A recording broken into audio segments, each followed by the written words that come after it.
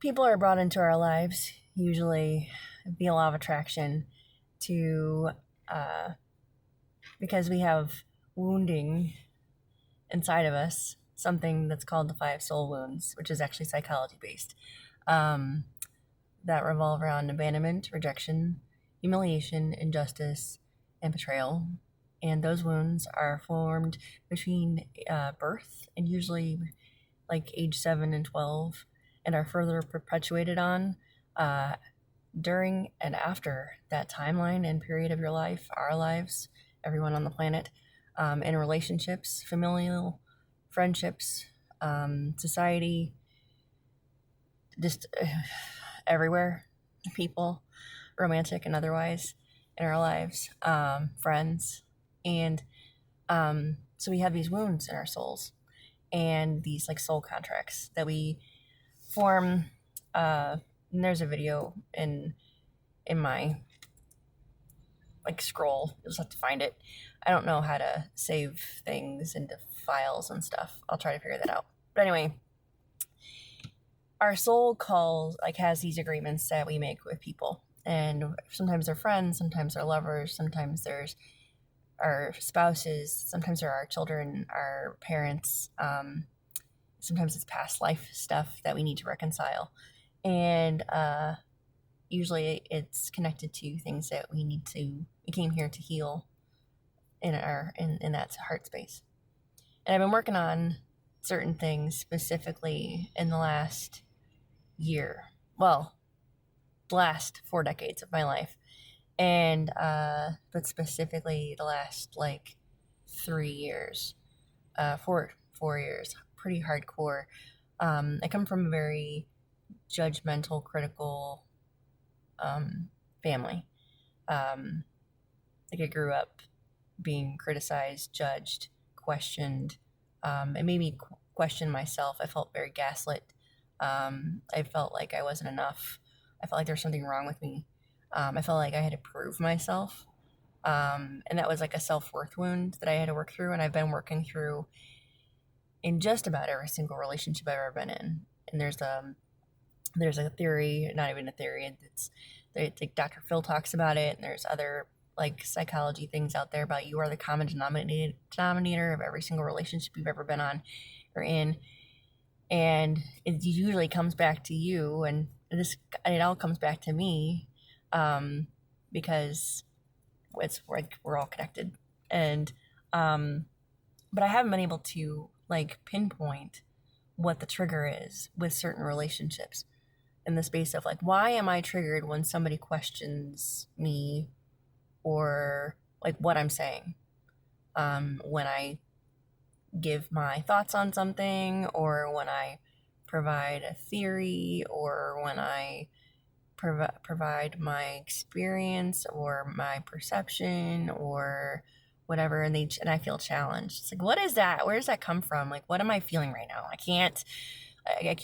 So I'm trying to like psychoanalyze myself and pinpoint a root cause. Like, why do I feel triggered? And it's okay. Triggers aren't bad for me. I like to dig through them, and they don't bother me, and unless I can't figure them out. I'm like, okay, let's figure it out and reconcile them. I kind of think of them as like proverbial subconscious landmines in my heart and or my mind. And when I find them, kind of like on a beach looking for metal, I'm like, ding, ding, ding, ding, ding, ding, ding, ding. Like, oh yes, let's get it out. I'm like, okay, let's get it out so I no longer get triggered by it. Let's neutralize the proverbial ticking B-O-M-B. But I have this sacred wounding deck, and it helped me a lot with the trigger I was feeling not too long ago, when I was feeling like I had to over-explain myself. I'm a recovering people pleaser, and maybe you can relate to that. And when I was driving in the pickup line at my kid's school right now, and it reminded me of that song, The Devil Inside by NXS. And it kind of feels like that sometimes. Like, we feel all of these triggers and these feelings in excess. And that song came out in 1988. That year may be important to you. It was important to me. I was 7 in 1988. my little brother had just been born. My parents had just told me they were getting divorced. It was a very tumultuous time period of my life, and a lot of my formative years were chaotic, tumultuous, and stressful.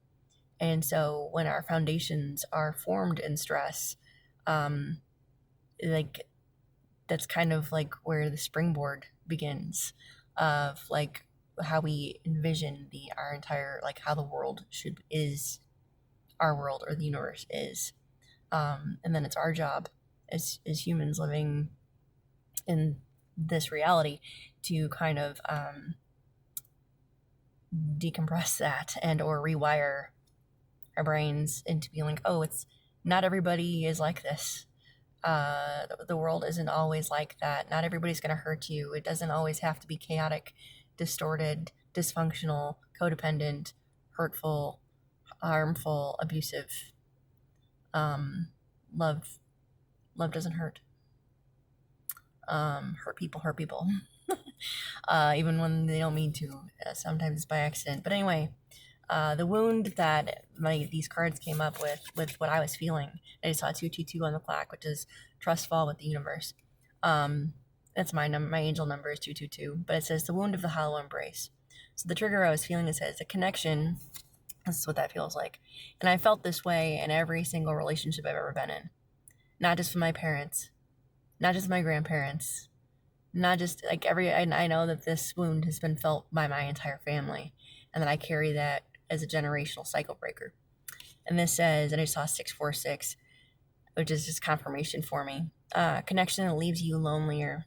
This wound forms when you're physically close but emotionally unmet. You may be in a relationships surrounded by people, yet feel unseen at your core.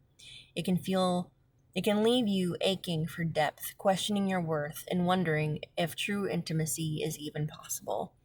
And so that is a wound that I've been working on personally. And this is what we call shadow work, by the way. It is working through inner workings of psychology, like personal psychology, and like why we feel the way we feel, and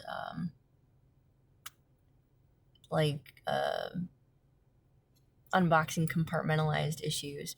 And then the wound of sleep, the sleeping gift.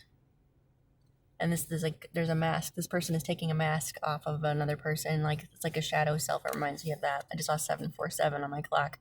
It says, when your power stayed hidden because the world wasn't ready.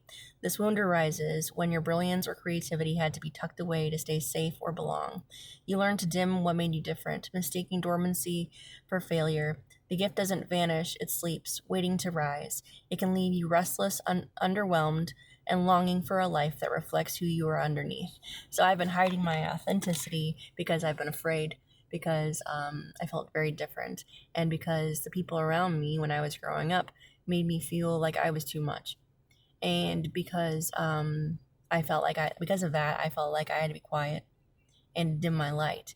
And now that I'm older and feel safer and feel less like they can't persecute me anymore, because I basically said enough and have established boundaries with them. They did persecute me, by the way, a few years ago. They don't do that anymore. It's just a lot of past life, or working through a lot of that stuff, soul contract wise. So, but these are the things that I've been working through. Maybe you can relate. Another one is the wound of the invisible cry. They're covering up their third eye and their crown chakra kind of there, and their mouth, and they're kind of their throat chakra, which that reminds me of the domestic violence. I'm a survivor of that. Suffering unseen, unheard, unheld. This wound forms when your pain goes unnoticed, whether because you hid it, you were taught to minimize it, or you were surrounded by those who couldn't hold it. You learn to cry in silence to cope alone. It can leave you feeling abandoned in your darkest moments and unsure if your needs are worth naming. They are. I am. You are. Just because I can hold other people's wounds and empathize, it doesn't mean that I'm not worthy of being held and being seen and felt and known as well. And this is my season of taking up space. Maybe it's your time too. Blessed be.